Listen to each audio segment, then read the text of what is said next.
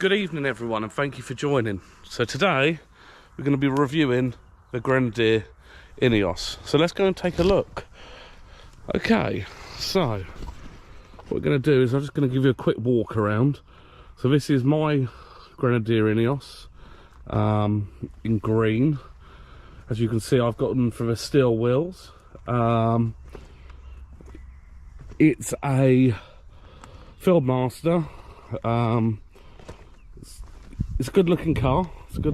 So just going to give you a quick walk around before we get into the nitty gritties of what it drives like. Things I like about it, things I don't like about it. I think the styling, you'll all agree, it's grown on me. You know, from certain angles, this angle I like it. From other angles not so much, but it does definitely have that old Defender appearance with, I believe, a little bit of G-Wagon to it. So you know, let's go and talk about its features. So things I've gone for is a rear ladder in case I need to get up there. Like I said, the steel wheels, the tow pack because I do a lot of towing, and I didn't go for the rails because for me I don't see any reason to have them. I had these powder coated black as it's not an option, and it's got all the black pack. Obviously it's powered by BMW, but yeah, so it's a really good. It's got full LEDs, it's got the under panel protection. So let's jump in, let's have a little drive. Okay, so I'm just going to do a point of view. So as you can see, all these lights turn on. All of this turns on, the heaters, the blowers, etc., the normal stuff. Start the car up. It does have some funny beeps, but anyway, we won't go through any of the entertainment yet. What we'll do is we'll go for a drive, see how it works, and then we'll chat about it. So my first impressions when I got in it is the seating position is very, very good, but its steering is something to get used to. It's not a problem for me, I'm a farmer, so obviously from my point of view it's yeah, it's fine, but if you're used to a Range Rover or something along those lines, you will notice. So I think what we'll do first is we'll go on the road and then we'll do a bit of off-roading. So yeah, let's get going. So yeah,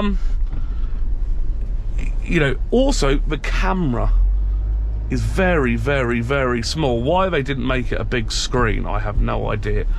Like why it's not the whole screen, but you know, sorry, it's me squeezing through. Okay, so let's get on the road. Now this BMW engine and powertrain is very, very, very good.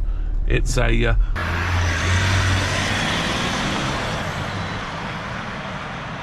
very, very smooth engine. So the gearbox is in drive, and you know, you can see it's very, very smooth. So when you're actually moving, the car itself is brilliant. You know, there's no issues. Which you'll see in a minute, it does come unstuck a little bit, is tight spaces. So what we're going to do is we'll do a quick drive just to show you really what I mean. So let me have a little look that way. Okay, so now we're on the road. You know, this type of thing, it's fine. Visibility's good. The back visibility, I don't know if you can see on the mirror, is not so great, but you know, it has to be sacrifices. It's not a noisy car, very quiet car, and you know, if you're just plodding around, I think it's really good. But yeah, as we get out here, we'll go a bit faster. We'll get onto a faster road. We'll put our foot down and show you what it's like round there. Then when we get back, we'll do a bit of off-roading followed by an entertainment, and I'll give you my true would I buy one. Would I buy one again? Would I buy one again? That's the question. So anyway, let's go down here. We'll go to a national speed limit and give her a quick open her, stretch her legs out a bit. So, you know, it's quite a big car. You will notice that it is quite a big vehicle. Yeah, you know, it's cumbersome. Even though it's not much bigger than a Range Rover or whatever, it does feel big. So, something to bear in mind if you are someone who drives around towns a lot. Some of you look to think about. Oh, let's let this. So, yeah, something to think about. The other thing I don't like about it is the entertainment system, which I'll go into detail, is a bit hit and miss. So, especially with Bluetooth, etc., it's not ideal. It's not ideal. But anyway, here we go. So I'll give you a bit of an acceleration up to the 60. You know, engine sounds nice. And there we go, we're up to 60 miles an hour. And it handles relatively well.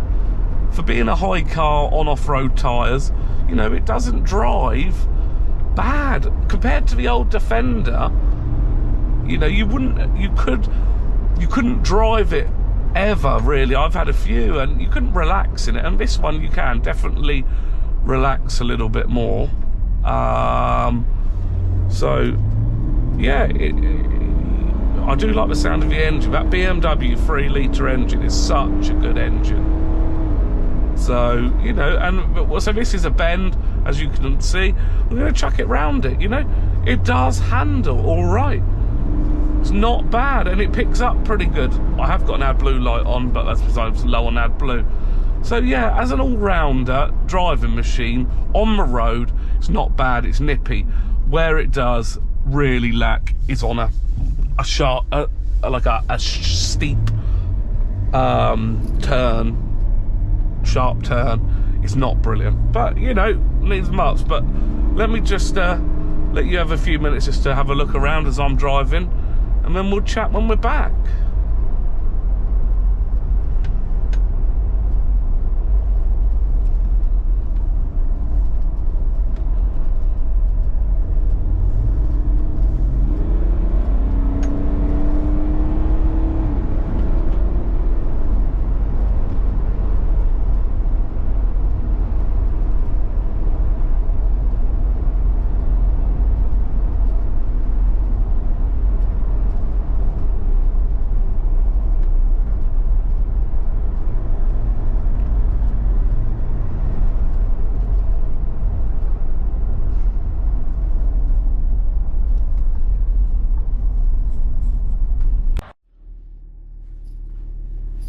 All right, now that we're back, let's do our little bit of off-roading, or miles off-roading, shall I say. And I suppose this is a good time to talk about the off-road settings. So when you click the off-road on the entertainment settings, comes up. So what you've got on here is you've got the altitude. So obviously it tells you your height, etc., G-forces, bits and pieces like that. Then you've got, let me go back to it, and you've got your temperature. Now you've got your temperature of your gearbox, your case, your transfer case, gearbox, tyre temperature, oil temperatures. Then you've got Pathfinder, which means that you can record where you are, and then you know for your way back. You've got your statistics, so how fast, your latitude, your statistics, etc. And you've got all your electrical circuits, so what's charging, your battery, state of charge, everything like that. So just for a moment, we'll put it on the altitude setting, because this is quite a big hill. So I'm just going to leave it in normal four-wheel drive. You definitely won't need any more than that. It's a beautiful evening, so let's just have a little go. So I'm not going to go fast, I just want to feel, so you can see already the altitude will be going up, 227, 228, etc. G-force monitors moving around, which is very, very cool. Necessary on a normal day? No, but it's cool to have. So this is actually a very steep hill, as you can see by the altitude, 43, 46. So we'll go right up here.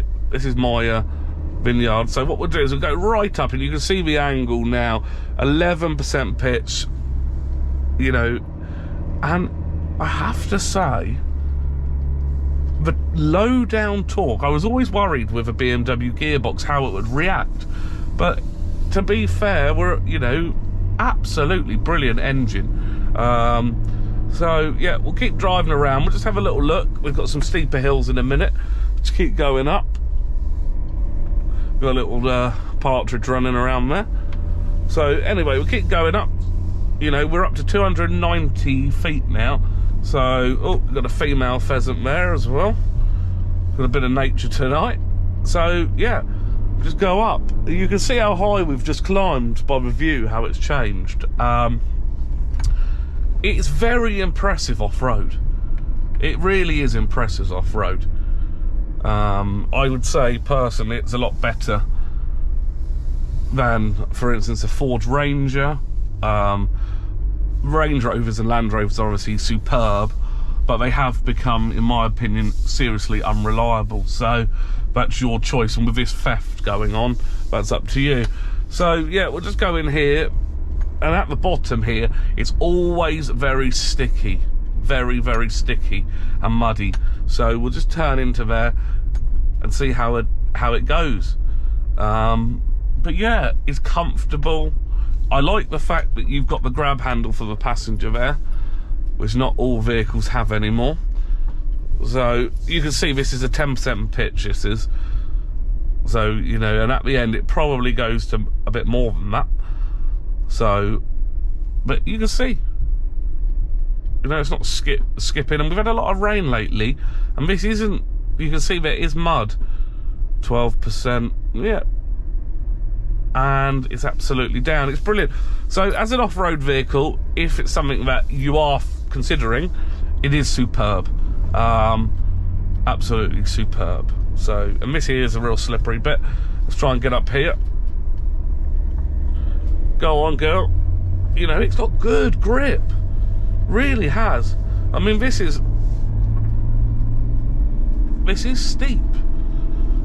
You know, I've got a Ford Ranger, and it wheel spins all over the place. So,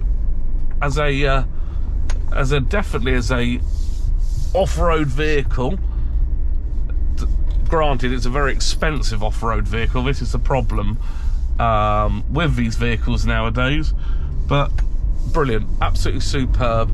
Anyway, let's go down the bottom and give her a go on the entertainment system. See you all in a second.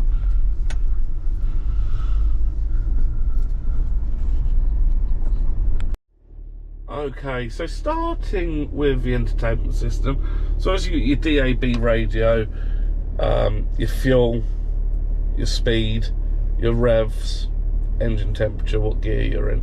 Then here, all of these buttons that are here are replicated here, okay? So, obviously the off-road, which we've just been through. Then you've got your phone, you've got your audio, which is, this is Apple CarPlay and DAB thing. Then you've got your devices for your phones, etc. Then you've got your settings, your various settings, your display settings, communication settings, and everything. So it's very straightforward. Anyone who's ever had a vehicle with any type of entertainment system will be absolutely fine. So, and really, that's it for inside. Trying to think if there's anything else. No, that's about it. That is about it. So, you know, it's a good all-rounder. It's a good all-rounder. My final thoughts for anyone who's interested in buying this: if you are looking for a rugged all-rounder, this is the car for you. If you are looking for a luxury four-wheel drive, personally, it is not for you. I would go for a Defender or a Discovery. But if it's something that you are wanting the combination for towing horse boxes, you're in the countryside a lot, you don't go that far, but you know you can go that far. This is a vehicle for you. This is a vehicle for you. Everyone, thank you so much for watching.